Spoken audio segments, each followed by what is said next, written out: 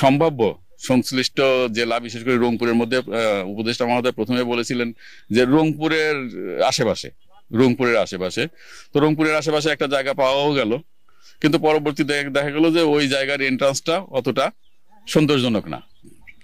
মানে খুব পজিটিভ অবস্থানে আছি যে এই যে জায়গায় আমরা দাঁড়ায় আছি, এই জায়গাতে এখন পর্যন্ত কেউ দ্বিমত পোষণ করেন নাই।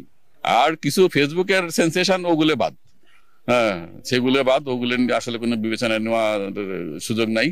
তো যে প্রস্তাবিত 1000 বেডের হসপিটাল চীন সরকারের সহযোগিতায়, এটা আমরা আশা করছি নীলফামারীতেই হবে এবং এই জায়গাতেই হবে ইনশাআল্লাহ। এটাই আমাদের মানে আমাদের পারসেপশন আর কি। আর বিগ বিচারে এটা অস্বীকার করার উপায় নেই, ভৌগোলিক অবস্থান এবং যোগাযোগের দিক থেকে যে এটা যে বেস্ট পজিশন এটা অস্বীকার করার কোনো উপায় নেই।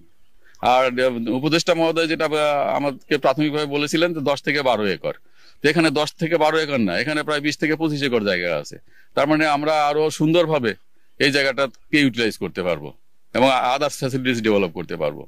তো সেদিক থেকে এবং আর নিরাপত্তা যেটা ডিসি মহোদয় বলছেন যে আমরা জানি উত্তরবঙ্গের মানুষ এমনিতেই আচার আচরণের দিক থেকে ভালো। তারপরে রংপুরে যে যোগাযোগের কথা যদি বলেন, রংপুর এয়ারপোর্ট আছে বা রোড কানেকশন খুব ডেভেলপ করছে, বিশেষ করে ঢাকা রংপুর যে হাইওয়ে ডেভেলপ করছে।